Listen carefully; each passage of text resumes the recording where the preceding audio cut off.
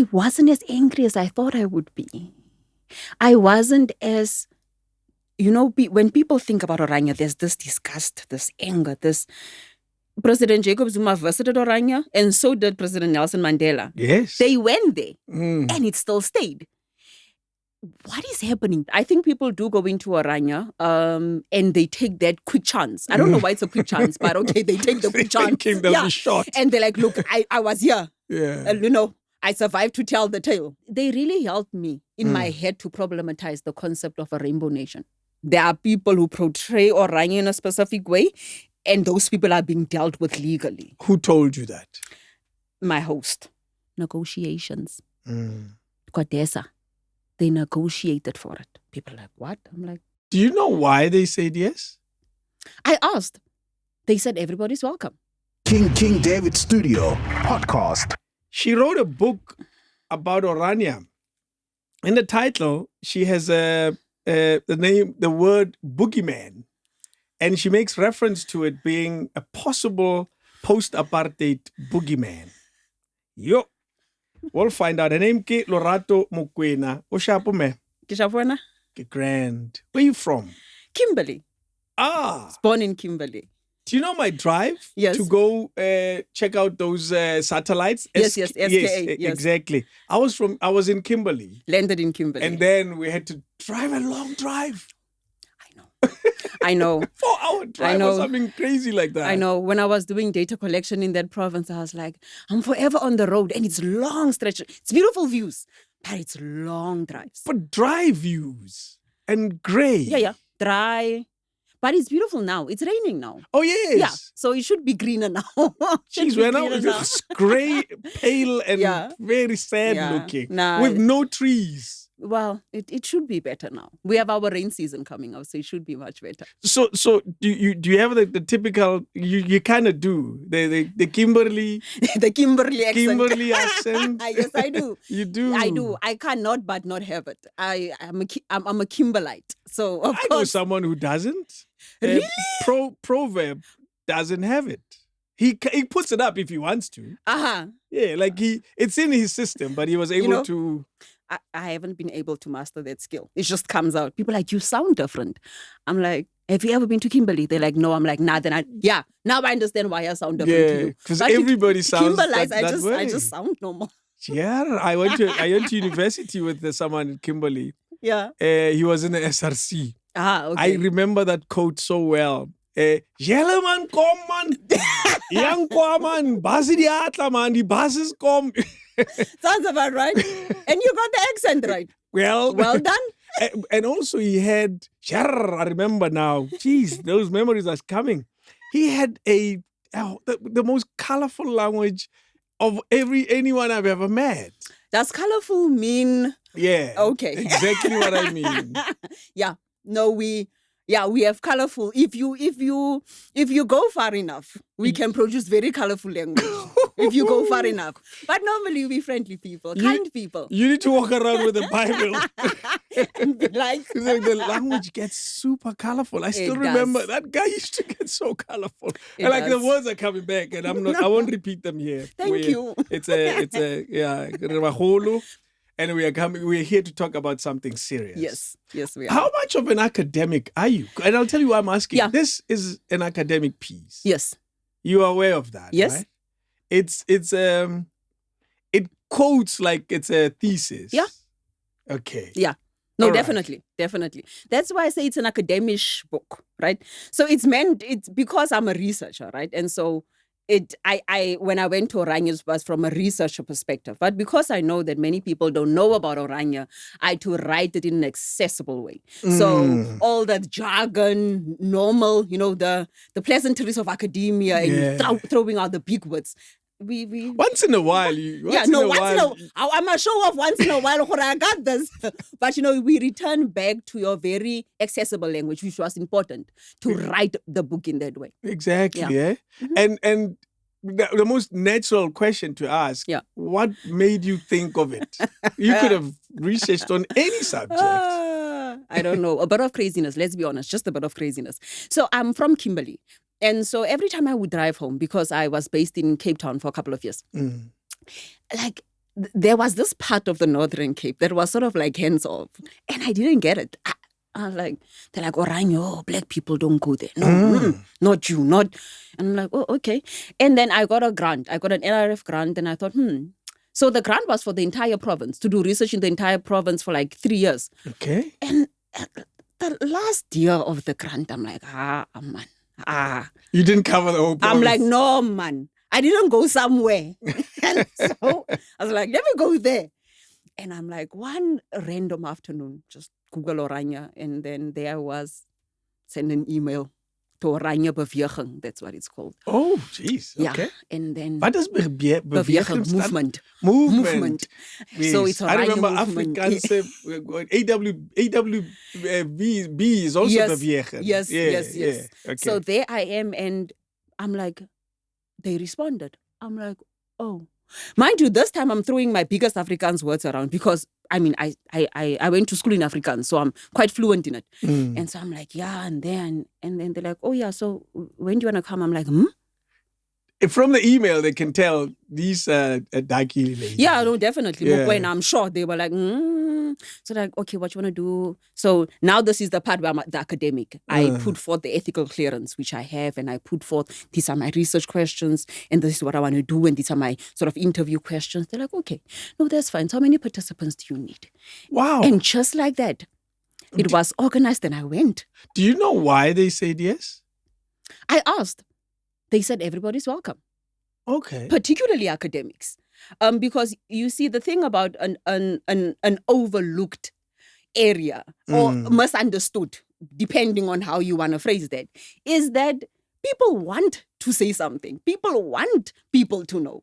And so I was like, okay, so academics go to Oranje. It's just, I don't know why the rest don't go, but academics go. And so they were like, that's why. And we want people to know about us. We want people to come and ask about us. Yeah. So I was like, oh, okay. Interesting. That's and do you find that non-academics, I'm just there. I was driving past. Yeah. And I thought, I also want to say I've been here. Yeah. Do you think they'll be welcome to that? Based on your experience of them? You know, when I was there, funny story. So I'm standing like taking data collection pictures, not pictures for any other social media site. So I'm there collecting data, taking pictures, which is like, this is why the book has so many pictures. And so the guy like, I know, right? So somebody in the community is driving past me and he says, I know, right? And I'm like, sorry, you know what? It's like, it's interesting. You can finally say you were in Oranje. I'm like, I'm actually collecting data. Yeah. So, and then I read this thesis where this person was explaining how people would quickly drive into Oranje, take like pictures at the critical sites, Cook Sister Monument, the Monument Hill, where the statues are, and dash out. So you find that people do that. I think people do go into Oranje and they take that quick chance. I don't know why it's a quick chance, but okay, they take the quick chance. Thinking they'll be shot. And they're like, look, I was here. Yeah. You know, I survived to tell the tale type of story. Wow. So yeah, so I think people do that. Have you found, whether before, after writing the book, that there's an inherent interest about it as South Africans? There's an inherent curiosity that we seem to be having about this Oranje thing. Yes. And I think this is the tricky part. So people want to know but don't want to know, but are scared but don't want to be scared. Like, you don't even know what you're scared of. Yeah. There's this place that some know, something they've heard of, some have heard of. And I'm like, but do you know what happens? They're like, it's white people are there. I'm like, beyond that, what else happens? They're like, I don't know. And I'm like, so you don't want to find out? They're like, well. But when it comes up in the news, which has come up a lot in the past months because of GNU. Of course. Now it's a thing. Now everybody's interested. How dare they still be here? And I'm like, oh, okay. So when it's newsworthy, it comes up. But generally, I think people are interested, but I think people might also just be scared. Is there also a possibility that, and in some way, you make, without saying it obviously, you make reference to, because it's a boogeyman. Yeah. The boogeyman, based on your reference of the book, is a fairy tale. It's fairy tale. It's a scary story that we tell the kids to scare them into not doing something. Yes. It's a hidden thing. It's not in your face. Do you also feel there's an element of, we'll just pretend it doesn't exist? There is. And up until, like I said, it becomes an actual thing. Then we're like, oh yeah, we can't ignore them. Or up until somebody in Orania votes for EFF, then we're like, what? Then it makes the We news. definitely can't ignore them. Or up until somebody says, we will become part of this partnership, the new partnership, if you give us this and you sort of protect Orania, then people are like, how dare you? So I think Orania has this thing of being a boogeyman where it's used to scare people. But it depends on which side you are on. So, and this is what I explain in the book. If you're white in Orania, it sort of works that Orania is perceived as this boogeyman. It keeps the place white. Okay. It keeps the place outsiders stay away. And of course, if you form part of a specific government where people want to make you believe that if you dare vote for whoever, we'll be straight back into apartheid, then it also works for you. So we sort of use it as a boogeyman depending on who you are and what you want to achieve. And the rest of us are just like, what's happening? And I'm just like, I don't like being scared of things I don't know. And I think this is, for me, that is where it started. I'm a researcher, and I believe that as a researcher, sometimes you need to go ask the questions that the rest of society either doesn't really have the energy to ask because they have jobs, or they're too afraid to ask. And so I was like, I'll ask and I'll come back and I'll tell you. And so I asked. In your research, did you find that at some point there was a deliberate narrative of trying to shut it down? From whether it's it's black government since the last however many years. Has there been anyone that has spoken of this thing who's prominent, who's high up in the political echelons, who's spoken of this thing must go? No. No one. And you see, this is one of the things where I was like, I don't understand. So you want to tell me four presidents came and it just stayed. I mean, President Jacob Zuma visited Orania, and so did President Nelson Mandela. Yes. They went there, and it still stayed. What is happening? Can somebody answer? You know, the rest. So I feel like the citizens are angry that it exists, but the presidents are like, oh, well.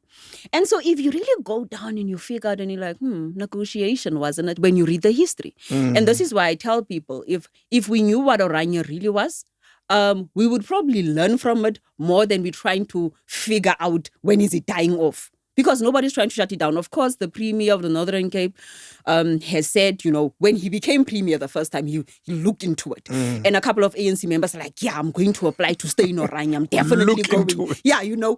And the EFF recently said that they're going to build shacks in Orania. So it's like, you know, so everybody is sort of... privately owned land. There we go. Okay. Right? Yes. So everybody's sort of throwing all of these threats.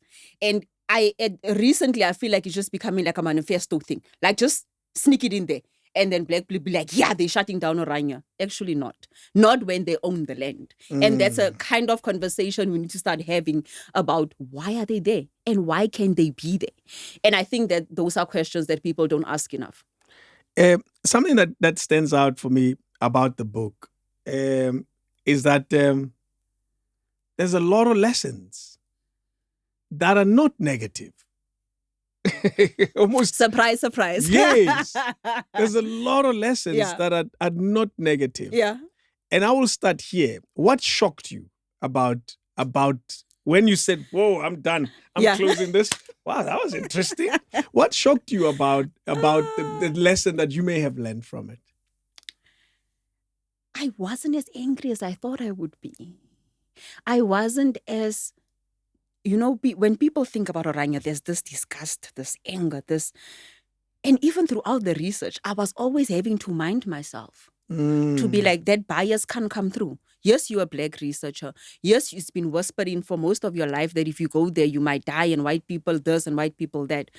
And so when I finished the book, I was like, I'm not as angry. Yes, of course, I needed to ask a couple of questions in terms of my positionality as a black researcher and what it felt like being in the space. But I just wasn't as angry as I thought I would be. I was able to go through the research. I was able to go through a full day interviews with different people in Orania and speak Afrikaans, mix it with English, keep as objective as I could.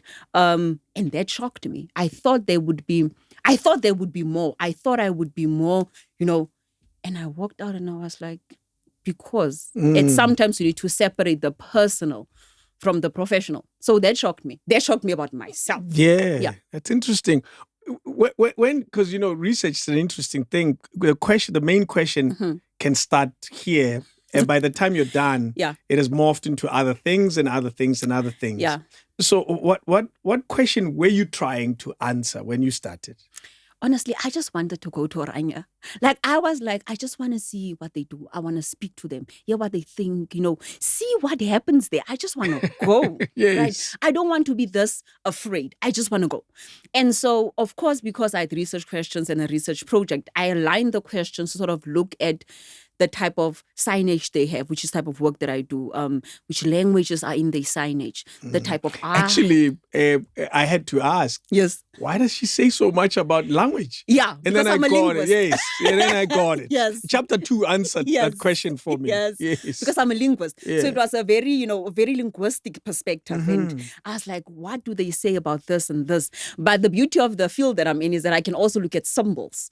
And so for me, the beauty it offered was for me to be able to go to the Verwoerd Museum, was to be able to go to the Monument Hill and be like, there might not be language, although there is, but what are the other things, the semiotics I can get through here? So it really started out with what I just want to know. I aligned that with a research project. I came out and I was like, So we actually are afraid of something we don't know. There's a continuous reference to if I was white. Yeah. Certain things would have happened differently. Yeah. That's your experience of the place. Yeah. And white researchers experienced this differently. Yeah. And that could be the interface with the people and so forth and so forth. Yeah. What do you remember about that particular thing, that if you were white, this would have happened differently? I think this is also one of the biggest lessons I had to learn as a researcher, that when you do certain research, it matters how you look. It really matters how you look. And although I got access to Oranje, and I explained this in the book, it's not as, and the access was not necessarily limited. Nobody said, hey, you can't do that, or you can't ask to come back for 5 more times.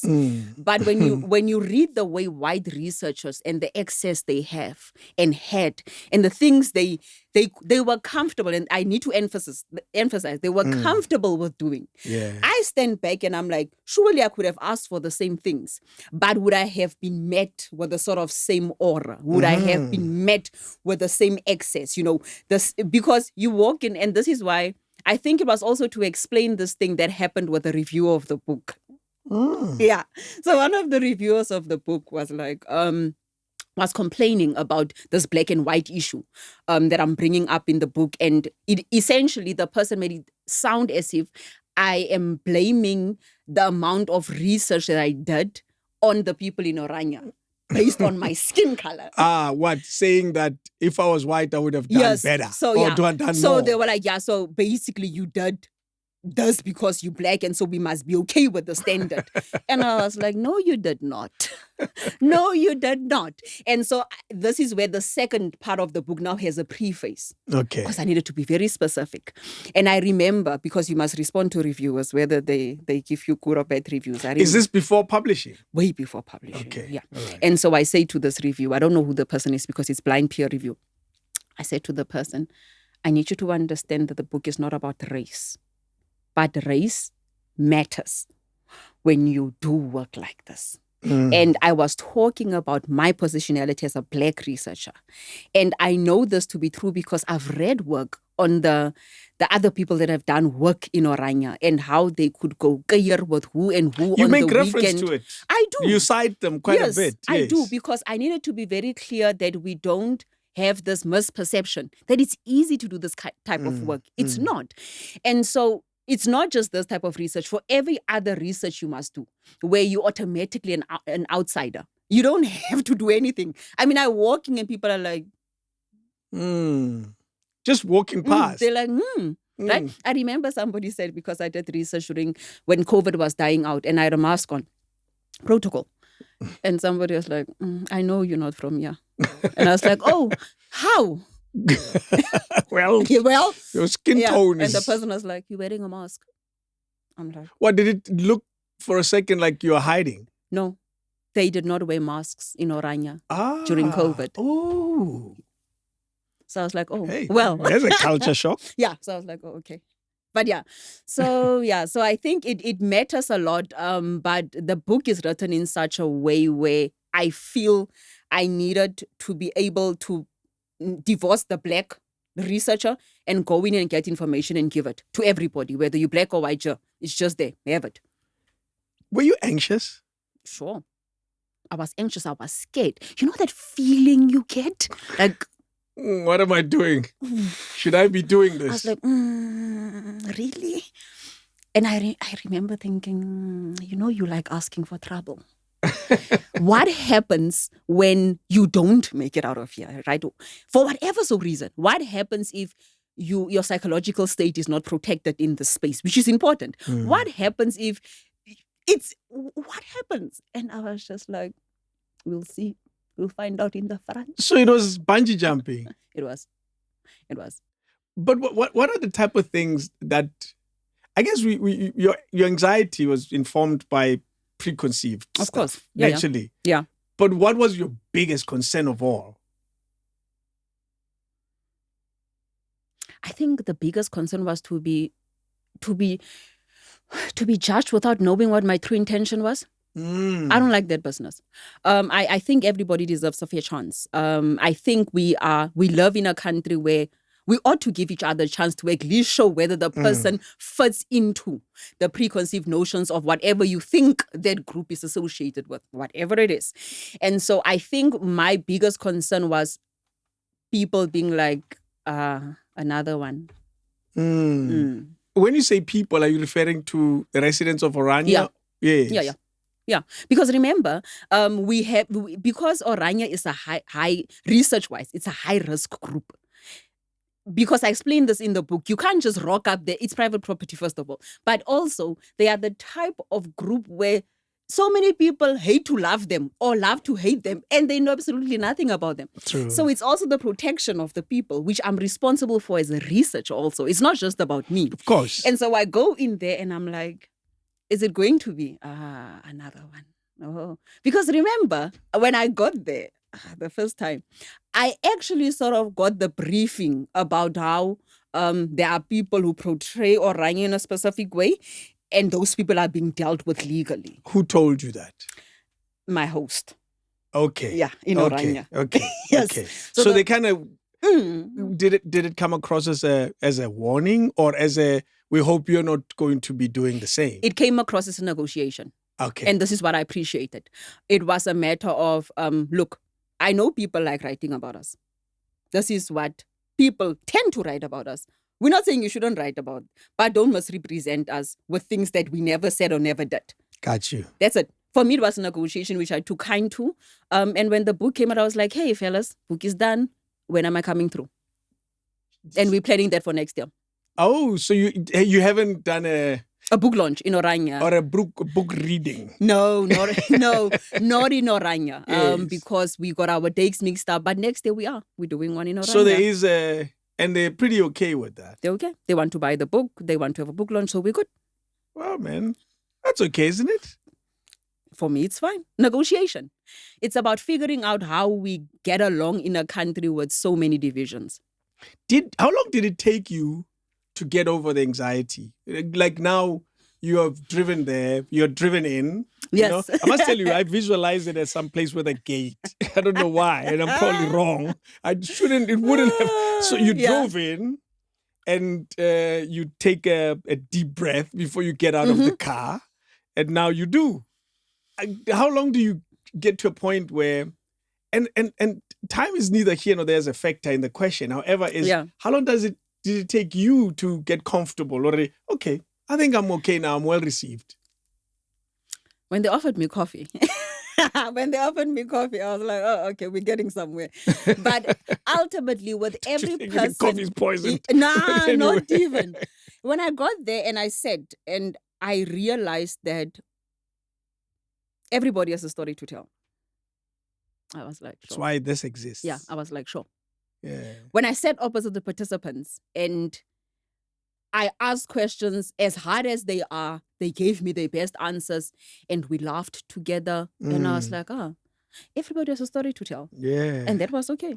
And then I knew, okay. It's like any other human being, really, that's probably misunderstood or we have questions about. Where somebody gives you a chance and you're like, okay. Yeah. Okay. And I guess also the beauty of that moment is it also removes a lot of your preconceived stuff. Yeah. But Yeah. You're like, okay. they're human after all. You're like, okay, let's talk. So what do you think about this? What do you think about that? And I have very frank participants, I must say. Most of the things are not in that book because, some of the things we can't just put in to protect people's identities and stuff. Yes. But I had quite people who had very genuine conversations, not just about the good of Oranje, but also the bad. And instead of me going, see, yeah, you see, there's bad, I had to find a way. And for me, it was important in negotiation because they call it home. Yes. And there's no point in going to somebody's home, coming out and be like, yeah, those people are not happy there. So I wrote in such a manner where I think I brought out the good and the bad of what people perceive to be their home. Post-apartheid, the phrase Yes. is loaded. Very. Because if you take it the way it's written, it's after a moment. Yes. Yes. Yeah. The moment has happened, and then now we are here. Yeah. And now all we do is look at the rear view mirror and say, there it is, it's in the past. However, there are some who would interpret it differently and say it has to carry with it, this post has to carry with it the lived reality of the post. Of course. And now we can call it post. Yeah. Because if you say after the rain, but you're still wet, your physical experience of this still reflects the rain. The experience is very differently. Yeah. You interpret it differently. Yeah. It's in your title, Yes. Post-apartheid. Yes. When you wrote it, what, and I'll use the word deliberately, connotation did you think it was carrying? In the title, probably the most obvious one, that it's after apartheid. Yes. But if you read it, if you go and you read a section in the book, I problematize this post. And a lot of scholars have, where you're like, what exactly are we post? Right? Some say post 1994 instead of post apartheid, right? Yes. And I recently saw something that said we are in post pre-up. I was like, this is getting complicated when you read the literature. But one thing remains to be true. I think there is an element of, because Oranje has that element of wanting to bring apartheid back. So it's put in there in a sense to make us understand that we are not as post as we think we are. Because if we were post enough, we wouldn't be struggling with half of the things we struggle with in South Africa generally. It's that I'm still wet. However, the rain is long stopped. And that's a perfect analogy for Oranje. Yeah. And then people don't know. And people are like, why? And I'm like, negotiations. CODESA. They negotiated for it. People are like, what? I'm like, see, your analogy of I'm still wet. However, the rain long stopped. Yeah. It was negotiated for. And so the post-apartheid is really for people to start pondering about what exactly is post about this apartheid that we talk about. And also, I think if you read a lot of work on post-apartheid and understanding of it, especially the younger generation, they just like, I don't even what you guys are talking about post-apartheid. We're still in colonial times. We're still just trying to get over colonialism. So never mind the post-apartheid, but post-apartheid intentionally simply because Oranje is associated with apartheid. But technically speaking not, because the people in Oranje Afrikaners originate from the Netherlands. True. And they came with Jan van Riebeeck, which leaves us right back into colonialism. But so it's a tricky understanding of what post is. Yeah, that's why I say, I think if we were honest with ourselves, we would not stop debating what it means. Course, Because when we put it on the table, every conversation we have, we will realize that maybe we're not as post as we think we are. Because post, it can't just be a phrase. It has to be a lived experience. And it's not. That's where the challenge is. Yeah. And it's not. Yeah. I will keep dissecting this book. There's a phrase that comes across a lot. Yeah. Volksstaat. Yes. What is a Volksstaat in your understanding? So people use this Volksstad phrase a lot when they speak about Oranje. Mm. And in the book, it's one of the first things I needed to clarify. A Volksstad it has a religious connotation. By the end of the day, a Volksstad means that a stad is a country. Mhm. And a folk is like a folk, like people, the people's country, So to speak. to yes. speak. Yeah. And so when you think about it, Oranje can't be a Volksstad because South Africa is one sovereign country. One. We have other countries in our geographical vicinity, but they have sovereignty by themselves. Yes, that's it. Oranje does not. And they were never going to have it. If you read during the negotiations and people, because the Volksstad was always part of negotiations and at some point almost toppled the 1994 negotiations because there was a Freedom Front was then started, and just like we want this thing, self-determination and stuff.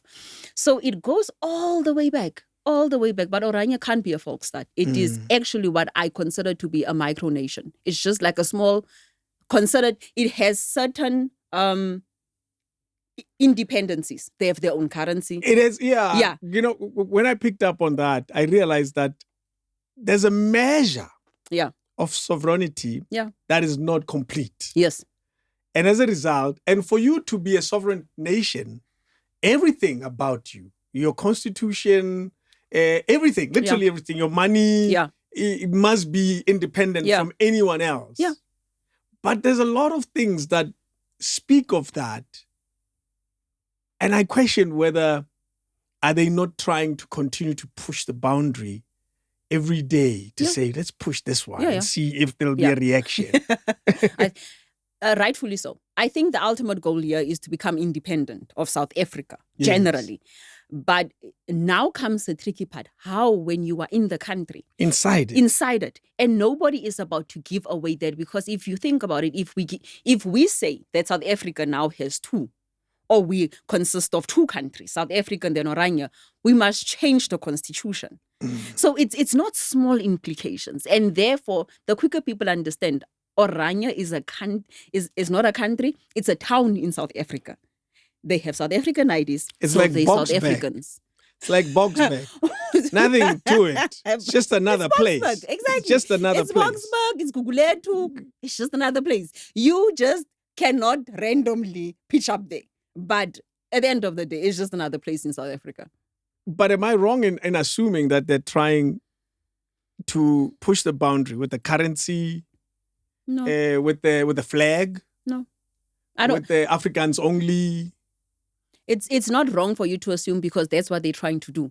That was the ultimate goal and probably still will always be the ultimate goal, right? Because, of course, people have certain issues with government and how government runs things and really to each their own. So that is the ultimate goal. But the practicality of the matter is that it just doesn't work out that way. It's not as easy as calling yourself a country and jiki a country. It just doesn't work that way.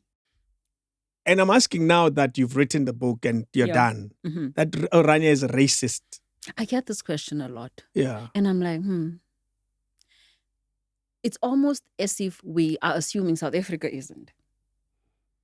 And so but then I understand the context though. Okay. Yeah, no, don't get me wrong. I get the question a lot. Yes.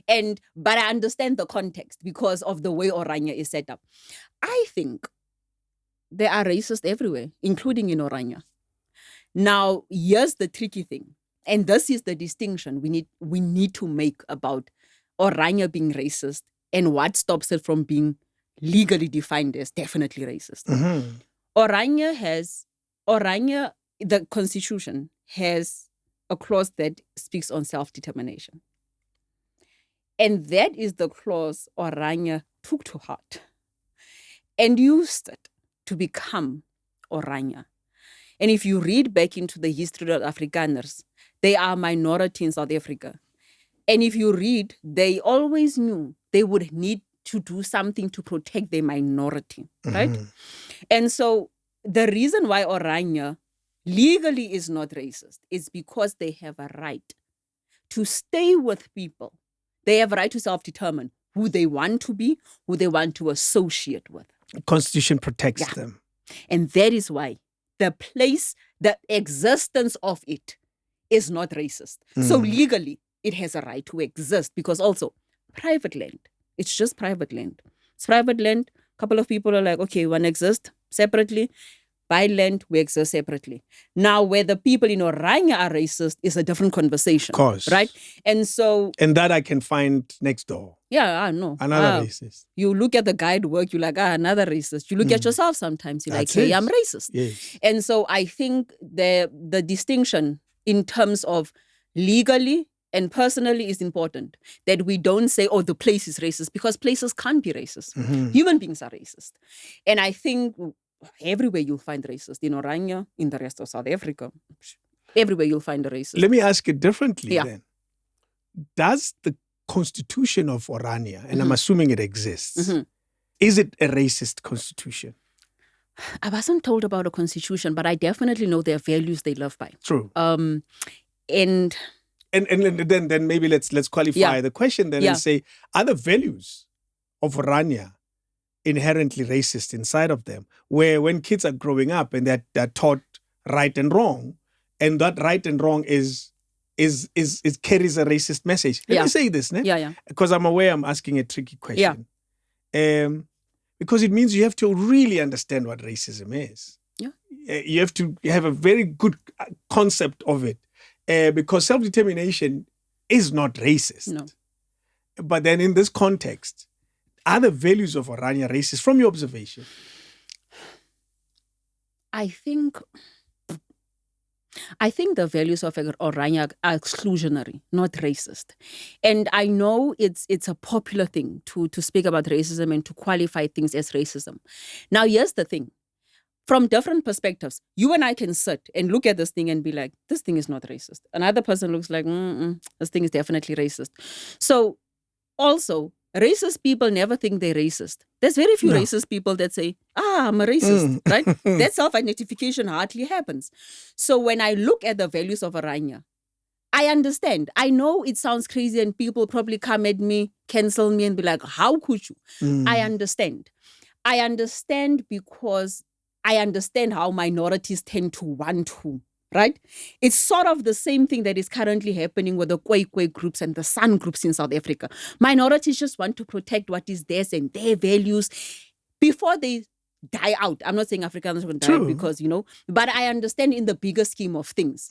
I think if we raise children in a world where there's only people that look like them, when they get out to interact with people that don't look like them, it might be problematic. They might not necessarily know how to fuse in.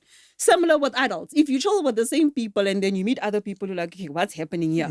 So I think in the bigger scheme of things, it's exclusionary. Racist, I wouldn't say racist. Unless somebody has come to me and say, you know what, you're black and I hate you, which never happened in Orania. But I think for the better good of what they're trying to protect, their values work for them. And they make it work. You're comfortable with English, rather with Afrikaans. Yes. Like comfortable enough to have a full conversation from beginning to end. And I must admit, I'm jealous because I wish I was. At some point, we thought it was a bad idea to know that language. And you grow older, you realize that it's just a language. Knowing it is a huge advantage. It is. You can never speak behind my back, though, in Afrikaans. Oh, okay. So at least you have the basics No, covered. I'm good. I grew up in Pretoria. It was around us. It was just around you a lot more in Kimberley. Yeah. Was English a problem? In Orania? Yeah. Yes. Okay.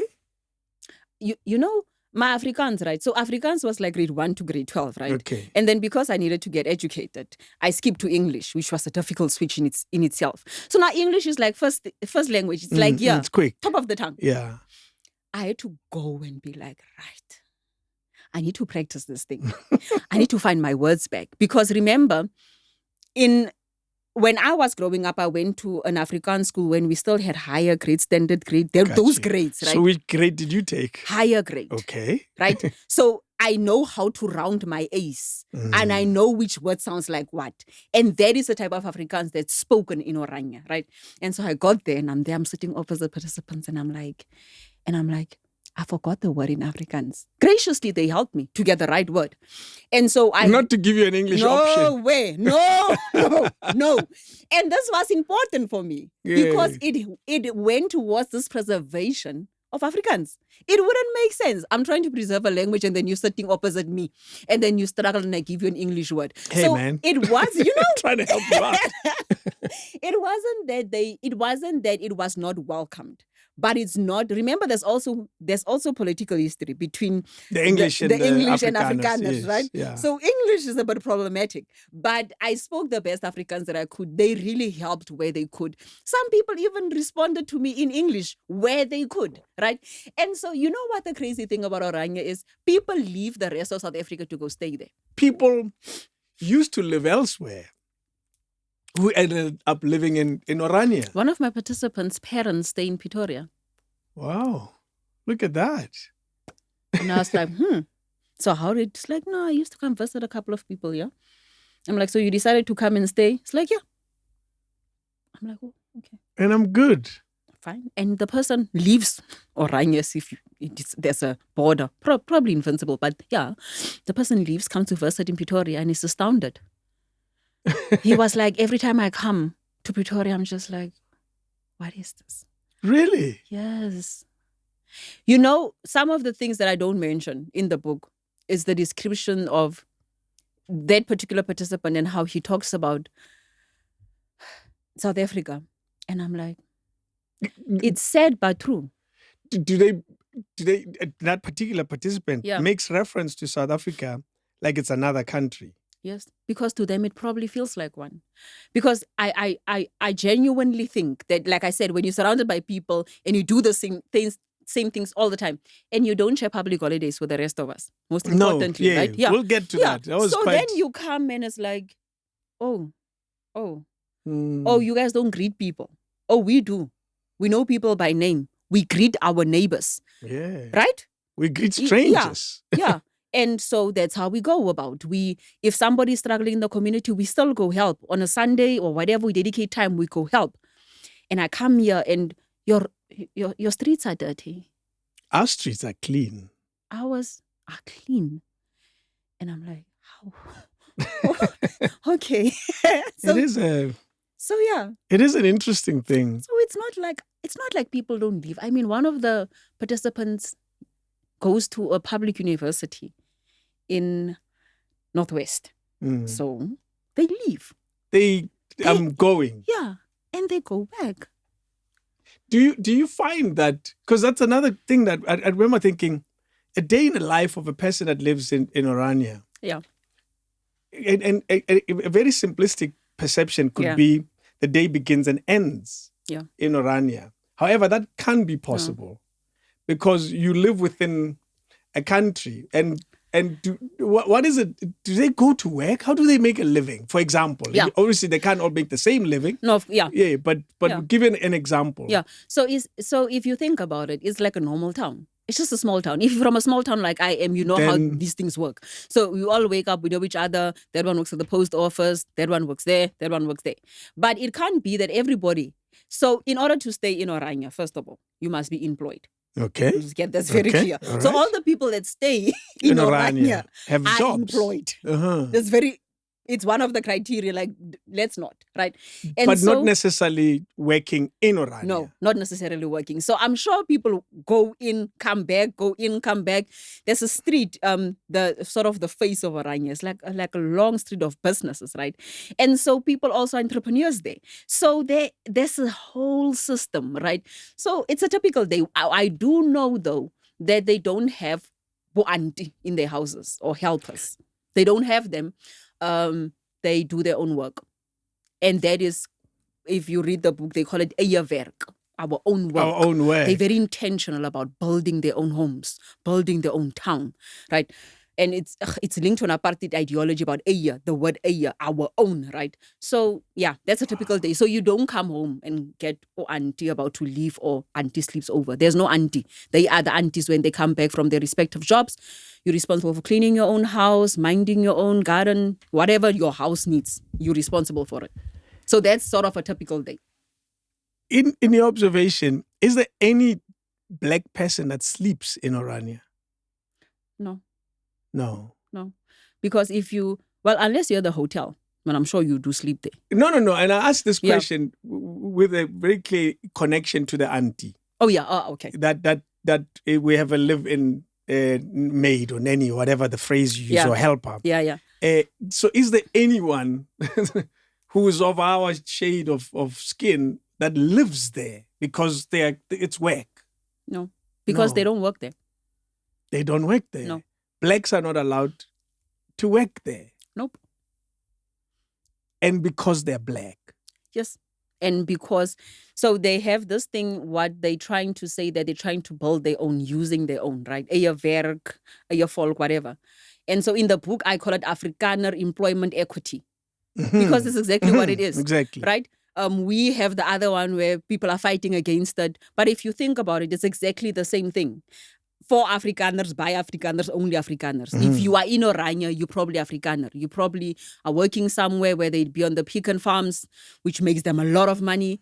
But somewhere, you are white, Afrikaner, doing a job in Orania. But no, not No. our skin color, no.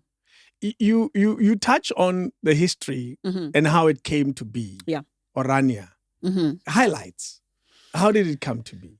Orania, the land Orania is on used to be a farm. Long story short, at some point when they were trying to build 2 dams, they brought people to Orania, what we know as Orania, to build these 2 dams and to sort of create a water system close to the Orania River. As workers. Yeah, as workers. Yeah. And if you read this other book, they talk about who stayed there. The book, if you think about it, really, different races stay in different places in Orania. Yeah. This thing has been coming for a very long time. And so long story short, that project fails closer to the end of apartheid. That project fails. And people realize that it's not sustainable financially. And the government just drops the project of building the dams and, creating this water canal. And eventually, this land is now up for grabs. And the folk start... And up for grabs for sale. Yes, for sale. Not come and squash. No, definitely not. So there is this land. It's government land. The government doesn't know what to do with it. The government really has no use for it now. And so eventually, because the Volksstad conversation has always been one that's been happening. And people have been doing research about it, different universities during their time, about where are we going to build a Volksstad. In Pretoria, there was a couple of places they could have built it, right? So if you just read the history. In the Northwest. Yeah, they had a couple of viable places. And then they were like, you know what, time is running out. And things were speeding up in terms of getting to a point where South Africa was getting sort of out of apartheid. Yeah. And then the land was bought. It was bought and somebody didn't make the payment, but eventually they ended up being bought by Karel Boshoff. From the National Party government? Or is it from the new department? Government? No. From the previous from government. the previous Yes, government. yeah. From what I can tell. Okay. Right? And so that is how Orania... It sounds like, and when I read it, nothing fishy about it. It was just land that was available, somebody bought it.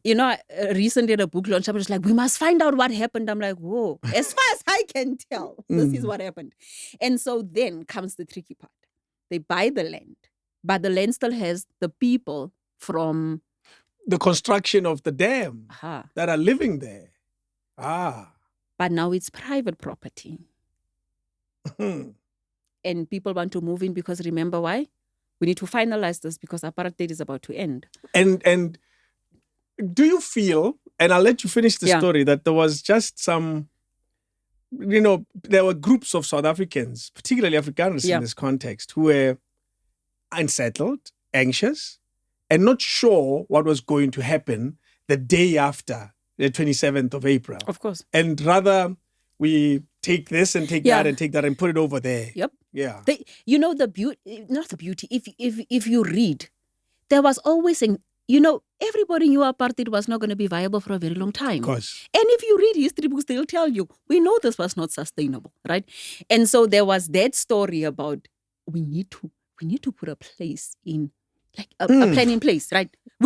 Once this finishes, we must be ready to move in there. And so 1991, when they got this land, they're like, plan. while there's some negotiations going on about plan. And so they're like, the Northern Cape now has land, so let's see what we do. Get to the land and there's people. And then if you read this other publication, it says that they got there, and Oranje actually, believe it or not, is an example of forced removals in South Africa. People just don't speak about it a lot, but it is. And Oranje actually had a land claim case against it. Really? Yeah.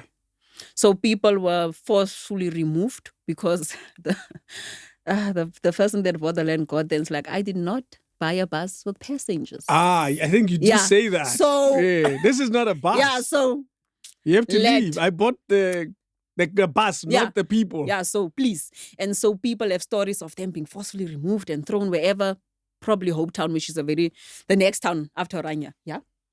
So there's a lot of things about Oranje. And Oranje, honestly, I'm just like, if we just ask the right questions, have the right conversations, it sounds like a typical South African story.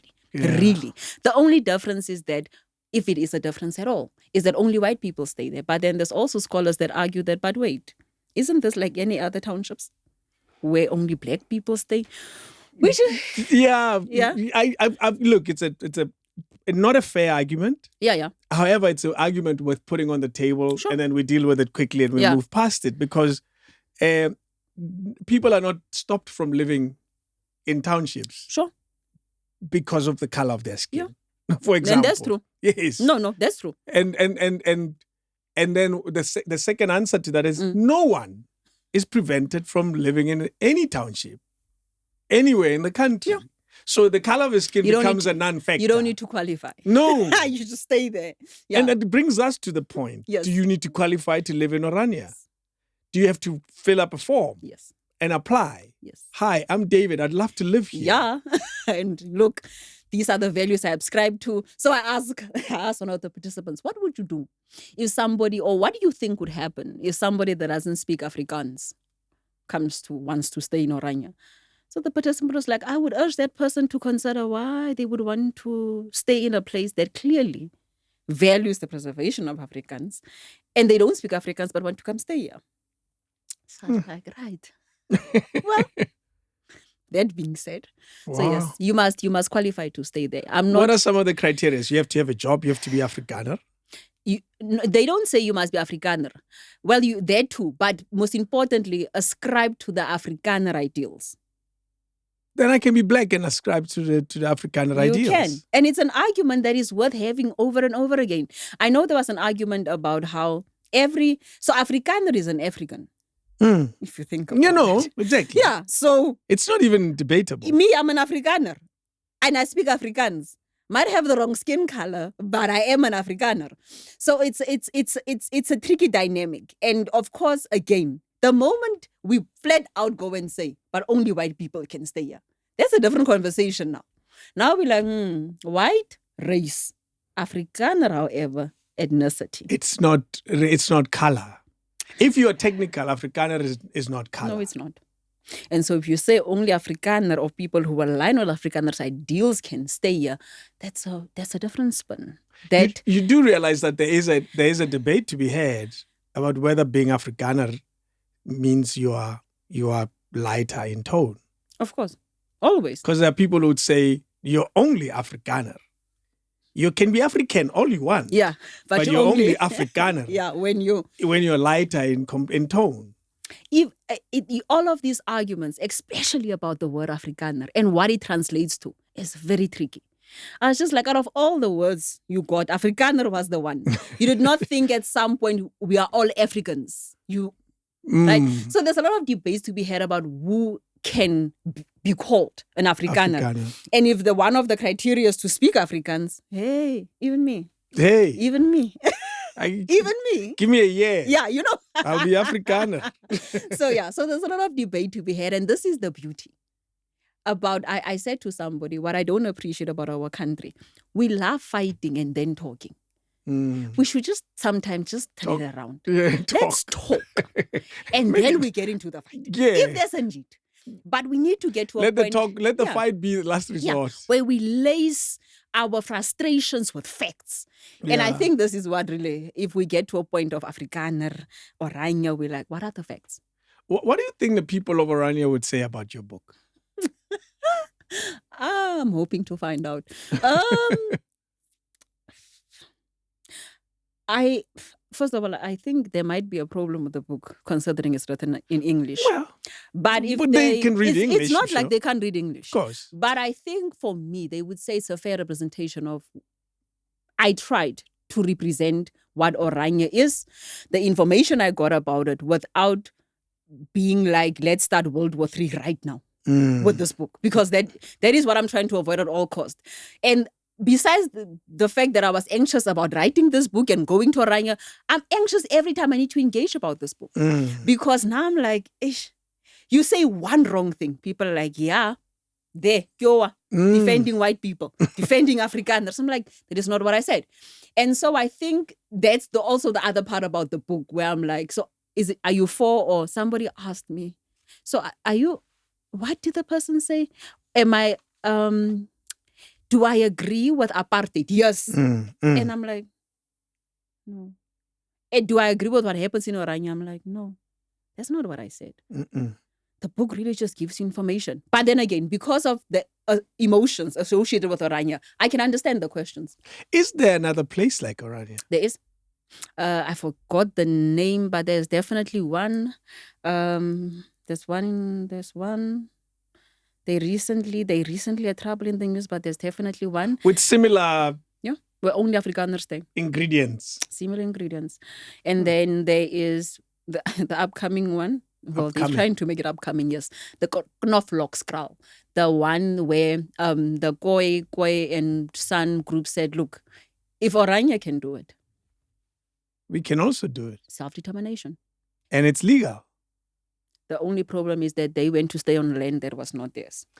But, and I think there's also, I think one of Oranje's proudest achievements thus far is that they signed an MOU with a town in the Eastern Cape, a town which espouses to learn from Oranje. And every time I say that, people are like, which town in the Eastern Cape? Which town?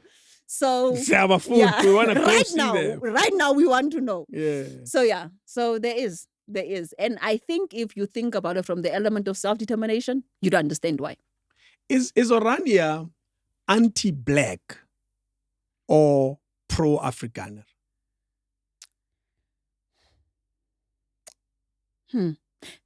That's a very interesting question.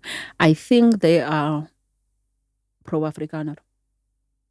And therefore they are anti anything that does not move the agenda of the Afrikaner forward.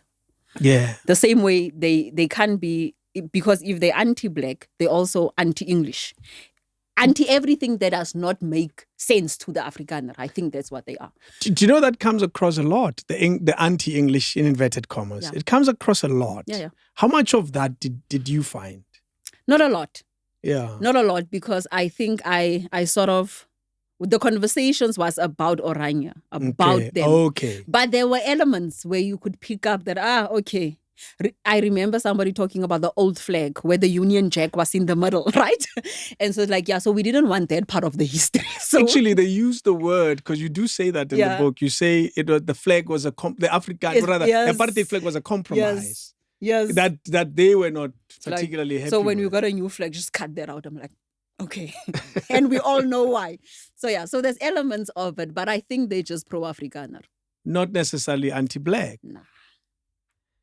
I'll tell you, when I was reading this, a part of me sympathized. And it's easy for people to hear me say this and think you're pro. And I'm not talking about being pro-Afrikaner. Yeah.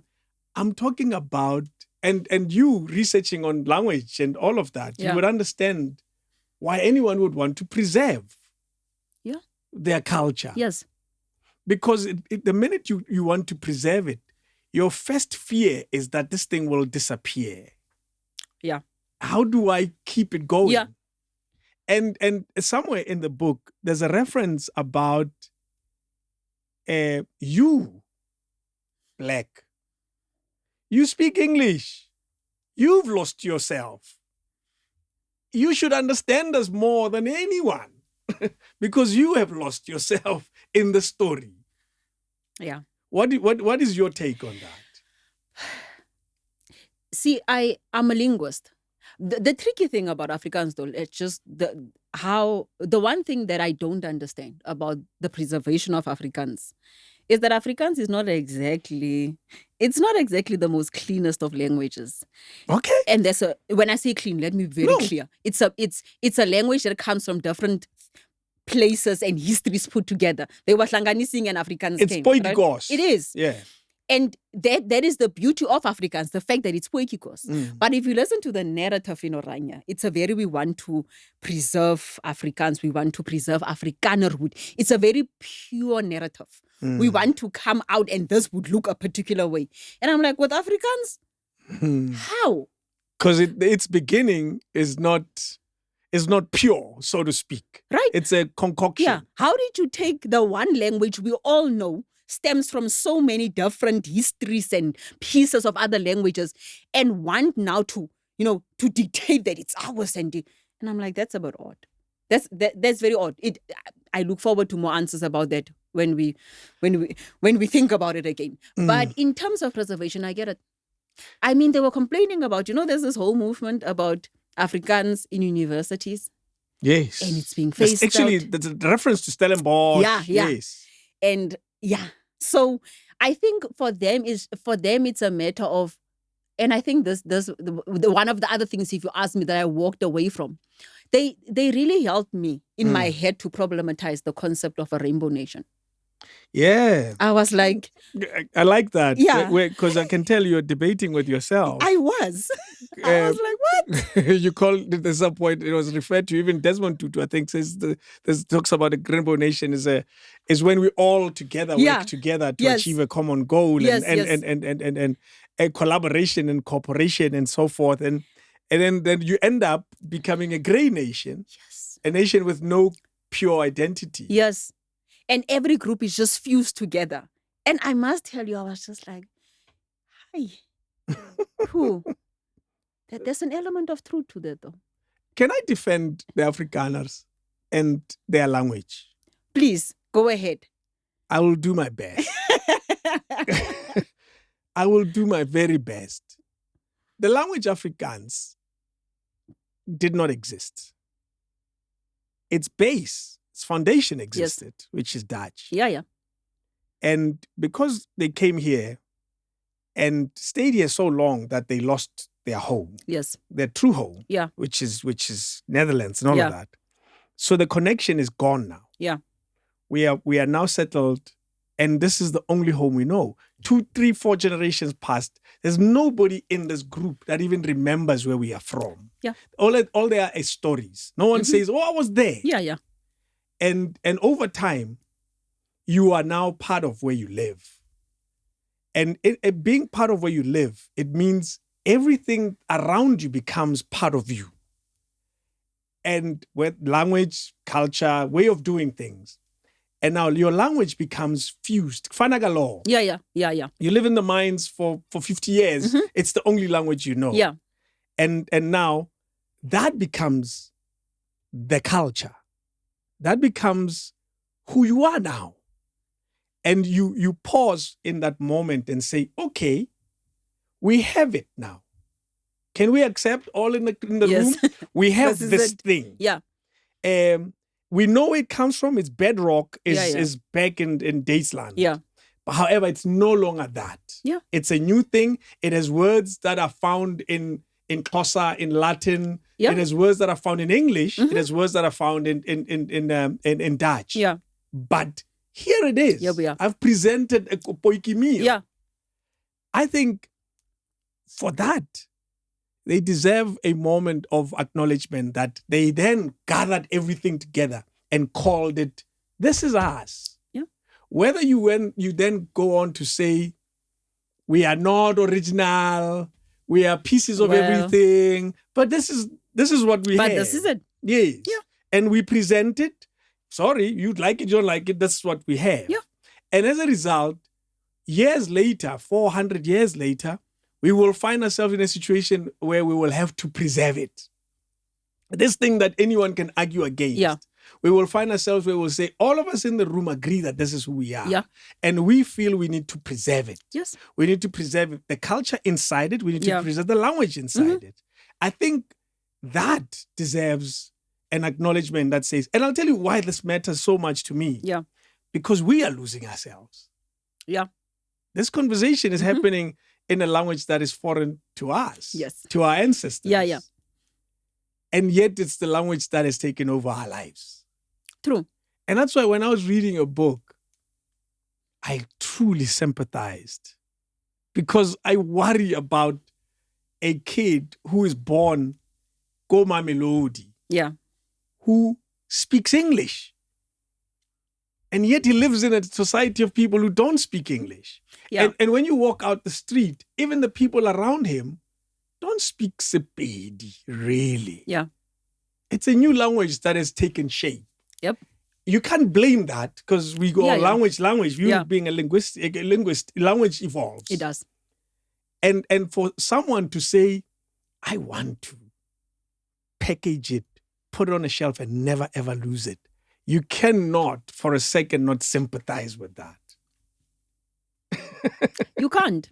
And you see, you and me can think about it that way. And if you think about it really, after all the troubles they went with when Afrikaans first came out, like, no, this is Kombuis Dutch. And, Afrikaans was villainized when positioned against Dutch.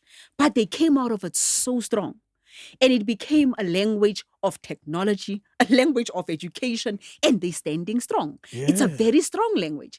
And so I would never be against the preservation of any language. And for that, you can't blame them. Whether it's shocking that it's Afrikaans they chose, but they chose it. And they did good with it. They did good with it, particularly, actually. Because there must have been people in their forefathers Yeah. who said, we're going to put it in books. Yeah. We're going to put it in engineering. We're going to Yep. put it in science. We're going to put it in Weskende. Yes. You know what I mean? We're going to put Yes. it in all these spaces and force it into it. Yeah. Whether you think it's a course of languages, we're Yeah. going to force it into it. Yeah. And that's why I must tell you, if you're ever going to read this book, one must read it with an open mind of realizing that any other culture can do this. Of course. They can. They can. Any other culture. But Pedi can say, this is what we're doing.